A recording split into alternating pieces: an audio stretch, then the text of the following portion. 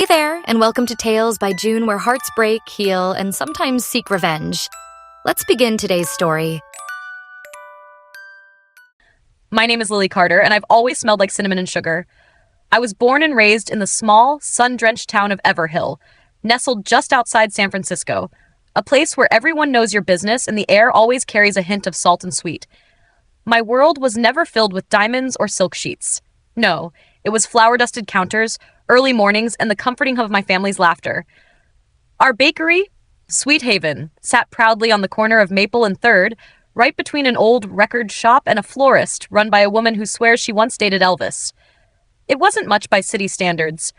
No gleaming glass windows or fancy espresso machines, but it was ours. My parents started it 30 years ago, right after they got married. My mom, Ellen, had magic in her hands. She could take the simplest ingredients, flour, butter, sugar, and make something that could heal your worst day. My dad, George, was the people person. Always behind the counter, giving out warm smiles and even warmer pastries. I learned everything watching them. At 5, I was kneading dough with my tiny fists. At 8, I could braid challah better than my mom. By 12, I was waking up before sunrise on weekends to bake. It wasn't work, it was family. We didn't have much money, but we had love.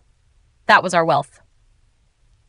I'm the eldest of 4. My little sister Emily is 13, fiery, opinionated, and obsessed with musicals.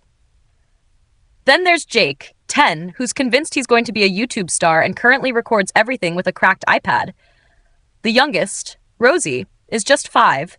She still believes the moon follows her at night. With my parents working sunup to sundown, I took care of them as much as they took care of me. I'd help with homework, between batches of cupcakes, braid hair while pies cooled, and read bedtime stories with cookie dough still stuck to my fingernails. We weren't perfect. Bills were always tight. There were nights the lights flickered, and mornings we stretched a single carton of eggs to feed everyone. But I never once doubted we were happy.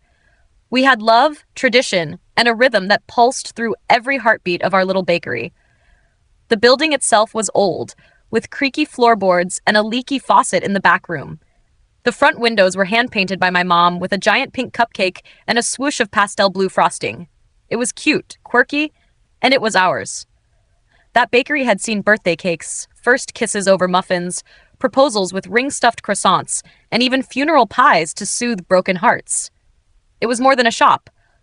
It was the soul of our family. I never dreamed of leaving. I didn't crave skyscrapers or stilettos. My dreams smelled like vanilla bean and buttercream. I wanted to expand Sweet Haven, maybe start a small online delivery service, and one day hand it off to Emily or Rosie. I wanted to stay in Everhill, grow old with flour in my hair, surrounded by laughter and the smell of fresh bread. But life, as I'd soon learn, doesn't care about your dreams, especially when you're standing on land that a ruthless billionaire has his eyes on. It was a Tuesday morning, just after dawn. The air still smelled like the sweet, golden rolls I'd just pulled from the oven. I was dusted in flour, my apron smeared with cherry filling from the early batch of hand pies. Emily was sitting at the corner table doing math homework before school, and my dad was refilling the coffee pot. The bell above the front door chimed. 2 men in dark suits stepped in. They didn't look like they belonged. Too stiff, too clean, too corporate. One was tall and sharp-jawed, his sunglasses still on despite the warm glow of morning sun. The other was shorter, balding, clutching a leather folder like it contained secrets. "Good morning," I greeted them politely, wiping my hands on my apron. "Looking for something sweet?" The taller man gave me a tight-lipped smile. "Actually, we're here to talk business. Are you Lily Carter?" I nodded slowly, glancing over at my dad. He stepped out from behind the counter, protective, his arms crossed. "I'm Michael Grant, and this is my associate, Peter." The tall one gestured.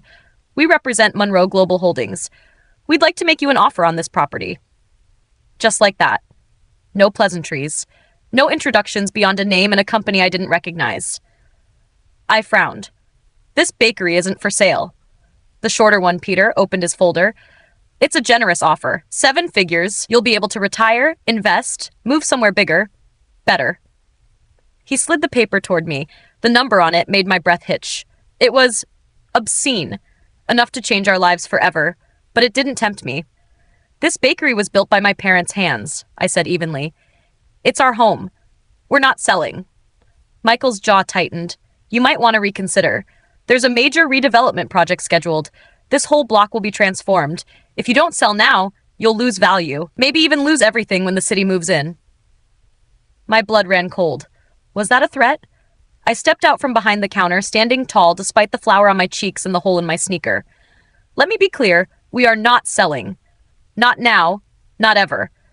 You can take your offer and get out. Peter opened his mouth, perhaps to try again, but I didn't give him the chance. I said, "Get out." They stared at me for a beat too long before finally turning around and exiting, saw the bell above the door jingling a little too aggressively as it slammed behind them. I exhaled sharply, heart pounding. My dad looked at me, half proud, half worried. You all right? I nodded. Yeah, just angry. Across town, in a glass tower that kissed the clouds, those same two men stepped into a top-floor office that looked more like a futuristic art museum than a workplace. Chrome, glass, and power pulsed in every line.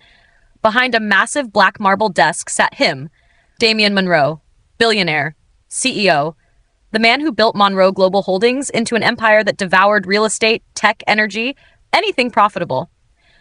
If a block of land had value, he'd buy it. If a company dared compete with him, he'd crush it. Ruthless didn't begin to describe him. He was precision and ice in a tailored suit, and he was used to getting everything he wanted. Michael and Peter stood before him like schoolboys before a principal. She rejected the offer, Peter said carefully. Wouldn't even consider it. Damien's gaze didn't flinch. He leaned back in his leather chair, steepling his fingers. Everyone has a price. She's different, Michael added, said the bakery's her family legacy. She chased us out. Damien's lips curled into a slow, calculating smile. Interesting. He stood, moving to the window overlooking the skyline. Start background checks. I want to know everything about Lily Carter. Family, debt, taxes, suppliers, everything. If she wants to play hardball, fine. Let's show her how the game is really played. They both nodded quickly and left. Damien remained still, watching the city below with a predator's patience. People always folded under pressure, and soon, Sweet Haven would be his. Or so he thought. The next morning at Sweet Haven was as normal as ever.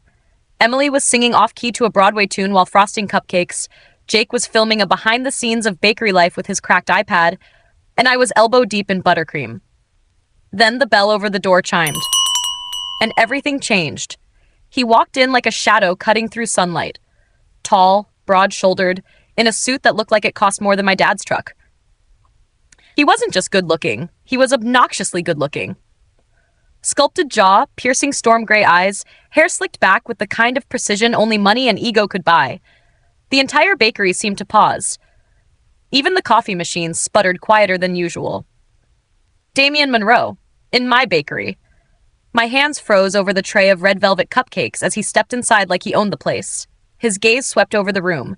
Cozy wooden booths, flower vases on the tables, chalkboard menu written by Emily, and then landed on me. And for a heartbeat, he froze.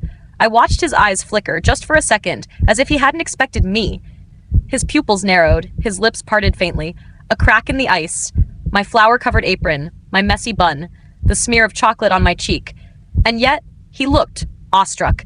Then he blinked and the mask slid back into place. You must be Lily Carter, he said smoothly, walking toward me. I raised a brow. And you must be the overpaid real estate vulture with commitment issues. A laugh burst out from the corner table where Mrs. Duffy, my 70-year-old neighbor, was sipping tea. His jaw twitched, but he didn't stop. Damien Monroe, I prefer to conduct business face-to-face. I gave him a slow, sarcastic smile. Ah, so you're the guy who thinks buying a family's dream is the same as ordering a latte. Sorry, we're fresh out of souls to sell today. Chuckles rippled from a few other customers. Emily cackled from behind the counter. My dad folded his arms beside the espresso machine, watching with a proud glint. Damien took a step closer, lowering his voice, his tone suddenly silk. You're sharp. I like that, and very passionate. Maybe we got off on the wrong foot. I was hoping we could start fresh. Over dinner, perhaps? I tilted my head. Is this your strategy? Buy my bakery and then bribe me with spaghetti? His smile was confident.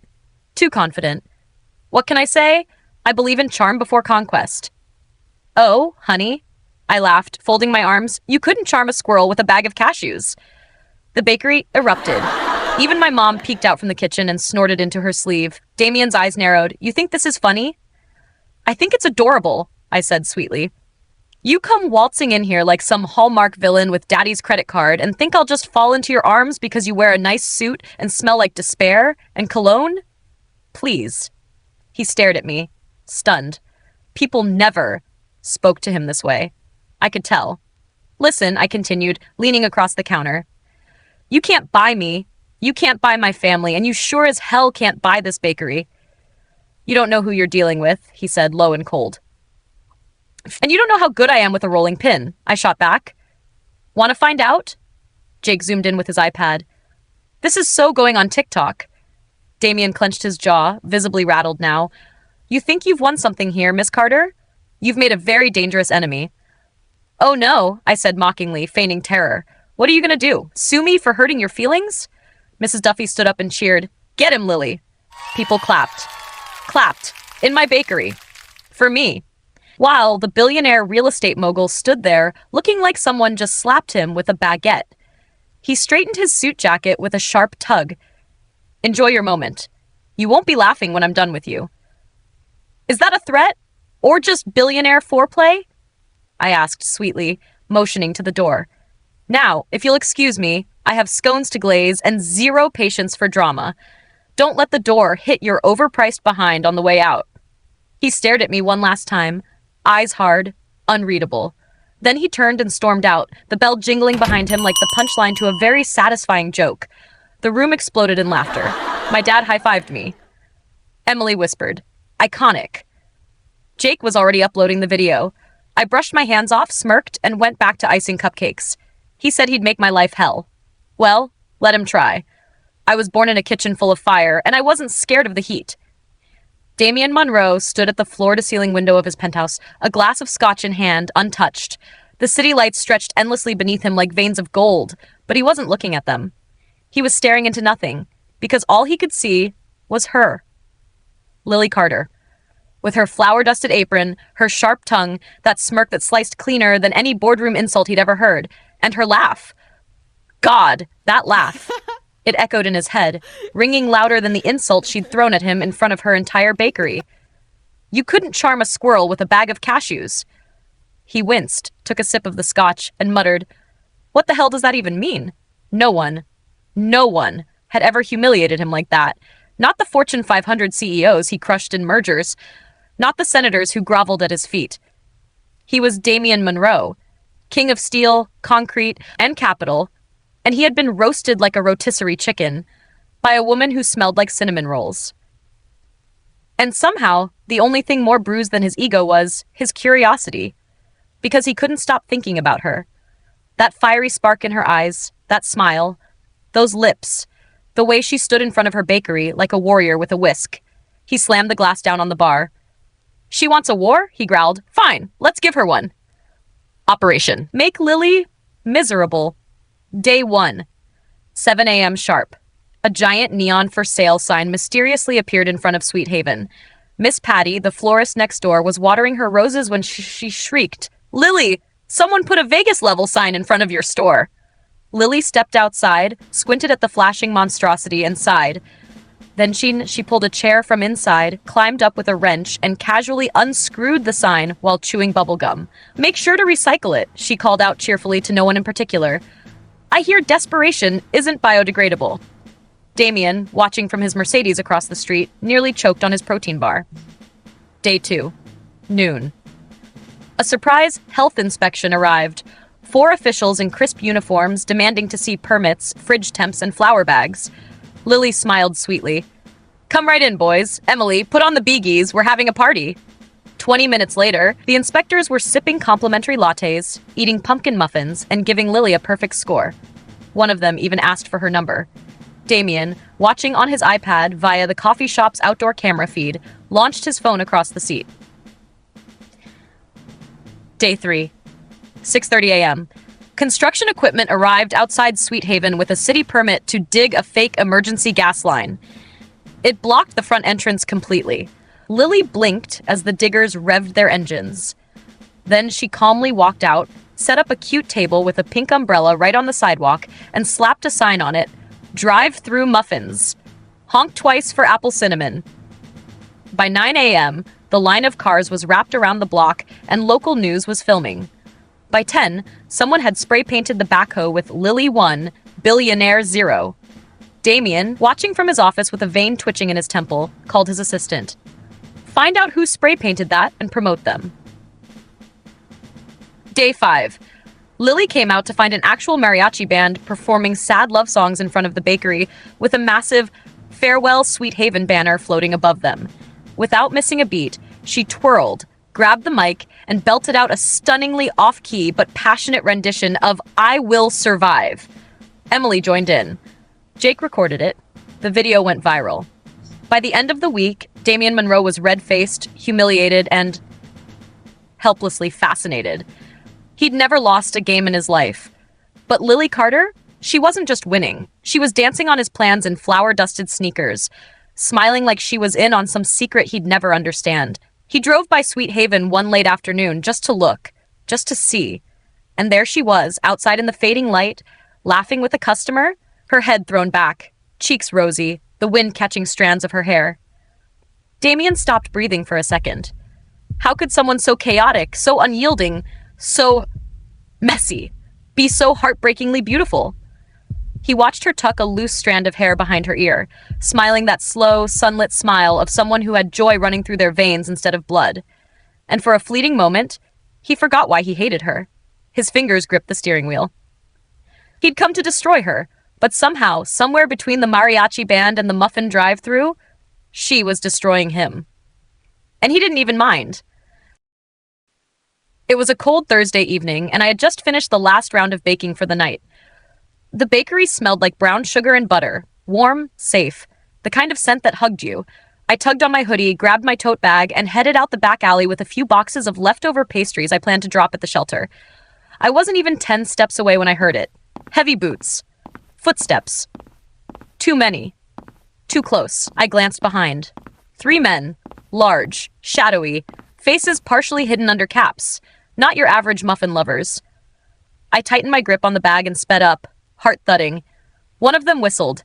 Hey, pretty baker, one sneered. Want to donate some sugar to us instead? I broke into a run. They chased. Damn it, I hissed, dodging crates and trash bins as my sneakers pounded the pavement. The alley behind the bakery twisted into a tight maze of brick walls and dumpsters. My breath came out in white puffs. One of them lunged, grabbed my arm. Let go, I yelled, twisting hard, slamming my tote into his face. He grunted, but didn't let go. Suddenly, tires screeched. A sleek black car skidded to a stop at the alley's entrance. The driver's door flew open and he emerged. Damien Monroe, in a black coat, eyes blazing, jaw clenched like he'd swallowed fire. Get your damn hands off her, he growled. The men hesitated. Bad move. Because in the next 2 seconds, Damien lunged forward and slammed one of them against the wall. The second took a swing. Damien ducked and landed a solid punch to the gut. The third bolted. It was fast, brutal, efficient. I stood there, stunned, my breath hitching. Damien turned to me, breathing hard. Are you okay? I nodded, still catching my breath. You know, for a guy who can't tell a croissant from a crescent moon, you fight pretty well. He smirked. I trained, years ago, for situations like this, and also in case a feisty baker ever throws pie at me. I will throw pie at you if you ever pull a stunt like this again. His eyes softened. You're welcome. After that night, things shifted. Damien started showing up, not with contracts or bulldozers, but with coffee. He'd sit in the corner of the bakery, reading business emails while sipping espresso and sneaking bites of my scones. At first, it weirded me out. The big bad billionaire in my bakery every morning like it was his new co-working space. Then came the little things. He fixed the broken heater in the back without telling me, brought Jake a new iPad after accidentally knocking the old one off the counter, donated a ridiculous amount to the community center in our neighborhood, anonymously, of course. But I knew. My family noticed too. My dad stopped grumbling every time Damien walked in. Emily asked if she could use him for her school project on unexpected career changes. My mom started calling him that tall gentleman with the sad eyes. And me? Well, I found myself laughing more when he was around, smiling at his stupid, sarcastic jokes, watching him from across the counter and wondering why the man who once threatened to ruin my life was now the one making it lighter. One night after closing, I found him outside fixing our flickering porch light. He was standing on a chair, looking very out of place in his silk shirt and fancy shoes. "Is this part of your master plan to buy my bakery?" I teased. He looked down at me, his smile gentle. "I'm off the clock." "So what's this then? Redemption arc?" He paused, then climbed down, standing inches from me. "Maybe I just like seeing you smile." My breath caught. This wasn't the Damien I'd battled in boardrooms and alleys. This was someone else. Someone I wasn't ready for, but was already falling for. He looked at me like he wanted to say more, but instead he reached up, brushing a smudge of flour from my cheek with the softest touch. "You have that same spot every day," he murmured. "Occupational hazard." He laughed, and I swear it made the stars above us blink. In the weeks that followed, we spent more time together. Evening walks, coffee on the roof of his car, arguments about cookies versus brownies. He even learned how to roll dough. Badly. One day, I found him sitting with my parents, laughing like he belonged. Like he'd always belonged. And I realized something terrifying. I was falling in love with Damien Monroe. Not the billionaire, not the ruthless mogul, but the man who carried groceries for my neighbor, who braided Emily's hair while she did homework, who looked at me like I was the only thing that ever made sense. And I didn't know whether to be happy or terrified, because love wasn't part of the plan. And neither was him. It was a morning like any other, sunlight spilling gently across the sidewalks, birds chirping, and the smell of cinnamon lingering in the air. But something felt wrong. I knew at the moment I turned the corner onto Main Street and saw the crowd gathered outside Sweet Haven. My bakery, my home, yellow tape, construction signs, a bulldozer parked like a beast in front of the entrance, and in the middle of it all, a large red notice nailed to the front door. Sealed. Property to be demolished. I froze. "No," I whispered, stumbling forward. My dad was arguing with the foreman. Emily stood crying beside Jake, clutching his arm. The neighbors watched in stunned silence as a man in a hard hat barked orders and gestured toward the foundation. I pushed through the crowd, my voice shaking. "Stop! What is this? Who gave permission to do this?" The man barely looked at me. "Work order from Monroe Development Group. Resort expansion begins today." My heart dropped. Monroe. Damien. My brain scrambled, searching for reason, for sanity. I turned, numb, and started walking. 20 minutes later, I was outside his corporate tower. I don't remember how I got there, just that I didn't stop for breath or blink. I marched past the receptionist up to the 18th floor, where the glass doors of Monroe Enterprises gleamed like smug grins.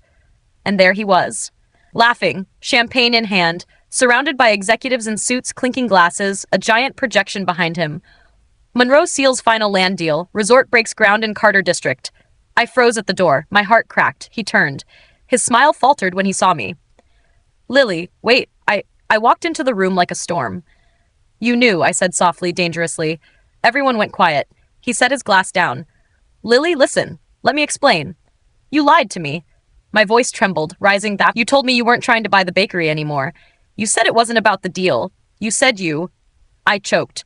"You made me believe you cared." "I do care." He stepped toward me, hands out. I backed away like he'd burned me. "Don't. You don't understand. You sent those goons, didn't you?" My voice cut through the air like a knife. "The ones who chased me? That wasn't a random attack. That was you, wasn't it?" He looked down. I laughed bitterly. "God, I'm so stupid." "That, the contract, when you had me sign that community support letter? That was it, wasn't it? That was your way in." Silence. Tears welled in my eyes, but I didn't let them fall. Not here. Not in front of him. "You used me," I said. "You sat at my dinner table. You fixed my lights. You played board games with my siblings, and all along you were just playing a longer game." "Lily, I didn't mean to." "Don't you dare say that," I shouted, voice cracking. "You planned every second, every sweet word, every look. Every time you made me laugh, you were just buying time until you could take everything from me." He looked like a man unraveling, eyes wide, lips trembling. "You don't understand." "No, you don't understand," I yelled. "That bakery isn't just a business. It's my mother's recipes. It's the place where my brother took his first steps. It's the only thing keeping my family afloat, and you destroyed it for a goddamn swimming pool and some rooftop yoga classes." The room was silent. Everyone stared. But I didn't care. "You could have taken anything," I whispered, stepping closer. "But you took trust. You made me believe I meant something. That we meant something." He tried to speak, but the words died in his throat. I slapped him. Hard. Gasps echoed. He didn't move. Just stood there, eyes burning, face red. "I hate you, Damian Monroe," I said, voice thick with tears. "I wish I'd never met you. I wish I'd never let you in." His lips parted. "Lily, don't call me that. Don't ever call me that again." And then, quieter, like I was breaking, "You don't get to look at me like that, not after what you did." I turned, walking out as the room watched in stunned silence. He didn't follow. He just stood there, staring at the door, like the man who had everything, and suddenly nothing at all. I didn't cry. Not at first. I walked into our tiny house that evening like a ghost, numb and hollow, every part of me bruised by the betrayal that still burned in my chest.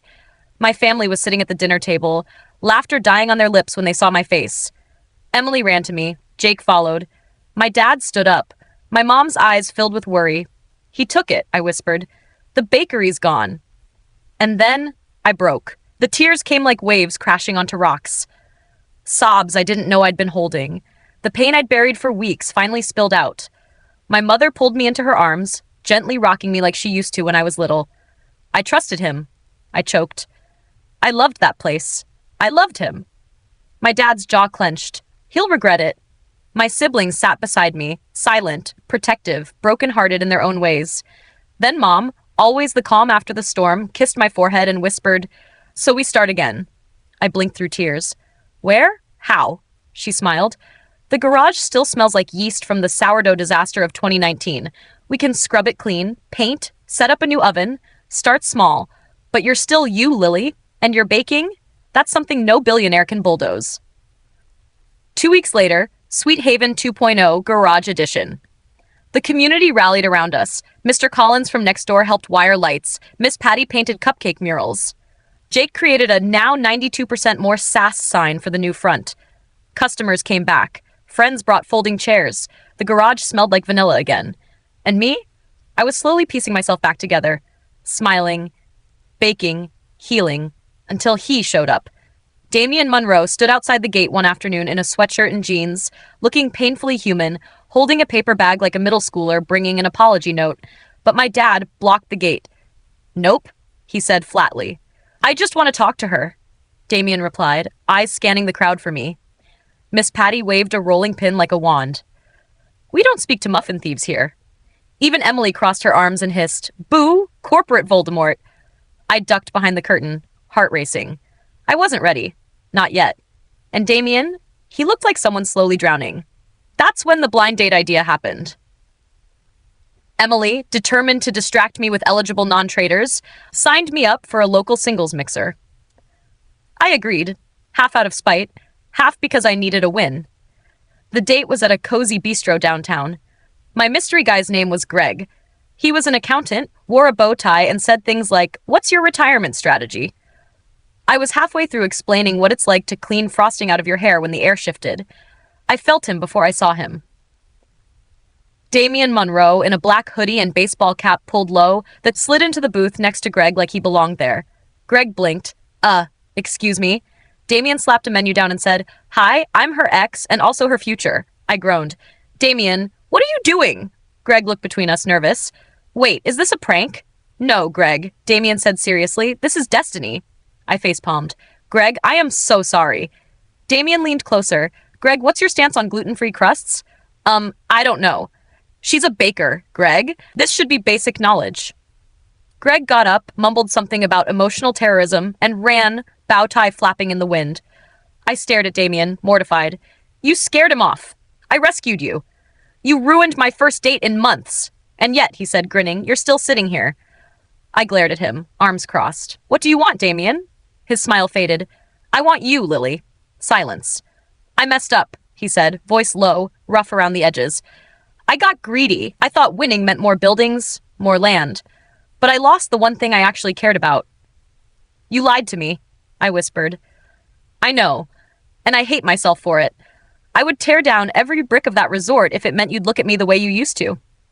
I swallowed the lump in my throat. He reached into the paper bag he brought earlier and slid it across the table. It was a cinnamon muffin, my exact recipe. I tried to bake this, he said. It took me 9 tries. I set my oven on fire. My assistant cried. I nearly burned my apartment down. But I wanted to understand what you do, who you are, what I threw away. He leaned closer, eyes locked on mine. Lily, I love you. Not the bakery, not the brand, you, the chaos, the sass, the stupid apron with the Donut Mess With Me logo. I fought a smile. I will win you back, he said, voice fierce. 1 muffin, 1 apology, 1 burned date at a time. You're the only deal I ever actually wanted to close. I stared at him, speechless. My heart waged war with my pride. And then he added softly, just don't hate me forever. I looked down at the muffin, at this ridiculous man who had everything and was willing to lose it all for me. I sighed. 1 condition. He perked up. You clean the garage mixer for a week. He grinned. I've faced boardrooms full of sharks. I can handle butter splatter. And for the first time in weeks, I laughed. It started with rubber gloves and a mop. Damien Monroe, the billionaire who once wore Armani to fire people, was now scrubbing flour off our garage floor in a faded muffins apron Jake had custom printed just to humiliate him.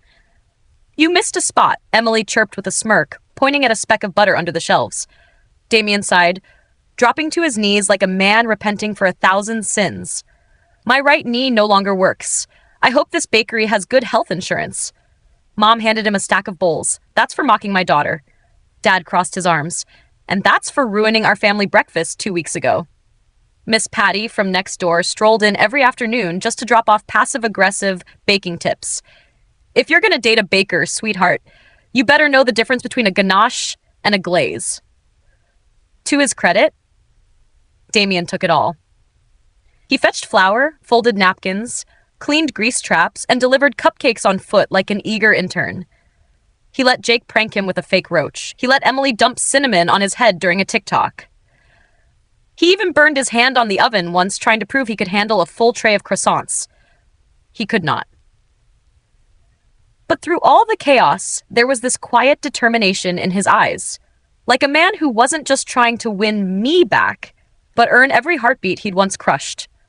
And damn it, it was working. A little. I still kept him on his toes. One day, I made him wear a banana costume for our garage's Tropical Muffin Tuesday. He didn't blink, just did a little dance and sold out the banana nut batch in under an hour. Marketing genius, he winked. Still an idiot, I muttered. But I smiled. Then came the surprise. One sunny Saturday, Damien and the entire neighborhood insisted I take a mandatory spa day. I protested, of course. Something about unpaid invoices and frosting supplies, but they shoved me into a borrowed robe and drove me off with cucumber slices on my eyes. When I came back, the garage was dark, empty. Confused, I stepped out of the car. That's when I saw it. Sweet Haven 2.0, a real bakery. Nestled right on Main Street where an old mechanic shop once stood. The paint gleamed fresh cream with pastel pink accents. A giant heart-shaped sign read, Lily's Haven, home of the fiercest muffins in town. I gasped. Fairy lights twinkled above the doorway. Cupcake murals wrapped around the walls. Inside, I could see new counters, ovens, display cases, real ones. The smell of warm cinnamon drifted through the air. I turned, tears already spilling, and saw my entire town standing behind me. Friends, family, customers, Emily, Jake. Even Miss Patty was crying into a lace hanky. And in the middle of them all, Damien. In a suit, clean for once, hair slightly tousled, looking like he hadn't slept in days, he stepped forward and knelt on one knee. My heart stopped. I'm not asking for forgiveness, he said, voice thick with emotion. Because what I did to you, it's unforgivable.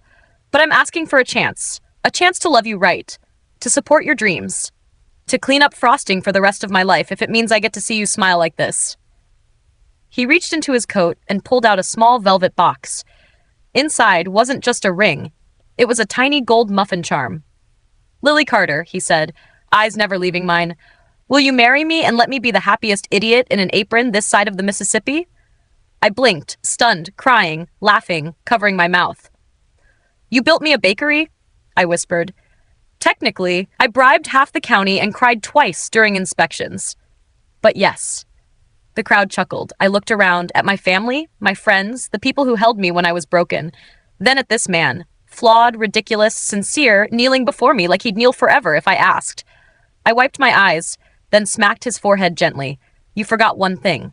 He blinked. What? You still owe me a week of mixer cleaning. The crowd roared with laughter. And then I threw my arms around him. Yes, you idiot. I'll marry you. He lifted me into the air, spinning me in front of the new bakery as confetti popped somewhere in the background, and Emily sobbed uncontrollably. Jake groaned.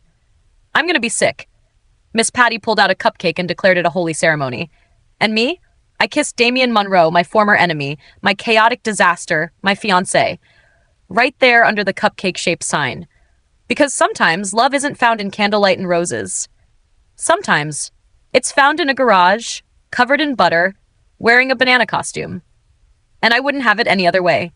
The sun was shining, like someone had bribed the weather gods. Birds chirped, like they were on backup vocals. Main Street was decked out in fairy lights, pink balloons, and a big handmade banner that read, "From muffins to marriage, Lily and Damien." Our wedding was held in front of the very bakery he'd built for me. The new Sweet Haven, now the beating heart of our town and our love story. Rows of chairs lined the street. The entire neighborhood came out. Even Mr. Grumpy from 2 blocks over was caught smiling. Kids ran around with mini cupcakes. Jake and Emily were dressed like royalty, though Jake still managed to sneak in neon socks. Mom looked radiant. Dad looked ready to cry at any moment. And then, the music started. I stood at the edge of the bakery doors, bouquet in hand, heart thudding so loudly I thought the whole town could hear it. I saw him, standing at the altar, in a tailored cream suit, hair a little messy, tie critic's fault, and when his eyes landed on me, Damian Monroe cried. Like, really cried. Not a cool, single manly tear. No, he wept. Snot. Shaky lip. Eyes puffing up like he just watched the saddest rom-com ever made. Jake elbowed him. Dude, breathe. You look like you lost a puppy. I did, and then I married her, Damian whispered. As I walked down the aisle, I couldn't stop laughing and crying at the same time. Every step closer, his face crumbled a little more. By the time I reached him, he looked wrecked. You okay? I teased, whispering, I think I'm having a beautiful panic attack.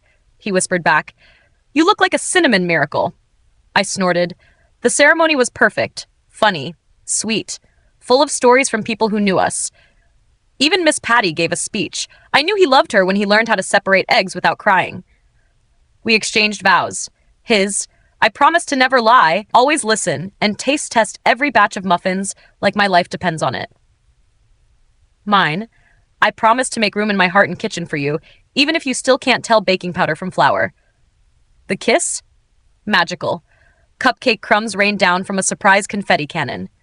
Emily shouted, Finally! Jake dabbed fake tears. The reception, held right outside the bakery. Laughter, dancing, homemade food, and the best dessert spread this side of the Rockies. The first dance was a little clumsy, but Damien didn't care. He twirled me with so much joy he nearly fell into the chocolate fountain. Twice. At one point he shouted, To the woman who ruined my spreadsheets and fixed my soul. Everyone cheered. Even my dad got up to dance with Miss Patty. The first night. After the laughter faded and guests went home stuffed with sugar, we entered our little honeymoon suite above the bakery. Cozy, candlelit, and filled with soft music and nervous butterflies. I stood by the window, still in my dress, sipping hot cocoa. Damien came out of the bathroom in his pajamas, plaid pants, no shirt, and a face full of worry. I don't know how to do this, he muttered. Do I take off your dress like in movies, or is that weird? Should I compliment your toes? Is there an instruction manual? I burst into laughter. You're making this weird already. He groaned. You're too pretty. It's distracting. I feel like I'm in a romantic bakery heist. You are the one who stole me, remember? He gave me a crooked smile, eyes softening, and I'll spend my whole life earning it. We sat on the bed, staring at each other, suddenly shy, suddenly 16 again. He reached out and brushed a strand of hair behind my ear. You know, I used to dream of boardrooms and skyscrapers. Now all I want is this. You, me, frosting in our hair? I teased. Exactly. And maybe, if you're feeling bold, one less layer of lace? I threw a pillow at him, blushing like a tomato. He caught it, grinning. Too soon? Maybe a little soon, Romeo. We laughed, tangled in each other, falling into the softest kind of love. There was no grand seduction, no dramatic declarations, just two people in pajamas learning each other's hearts like new recipes. And when he finally leaned in and kissed me, slow and reverent, it tasted like home. The end. Or the beginning. From enemies to partners. From betrayal to a forever kind of forgiveness. From flower fights to wedding rings. I married the billionaire who tried to steal my bakery and ended up giving me the world. One muffin at a time.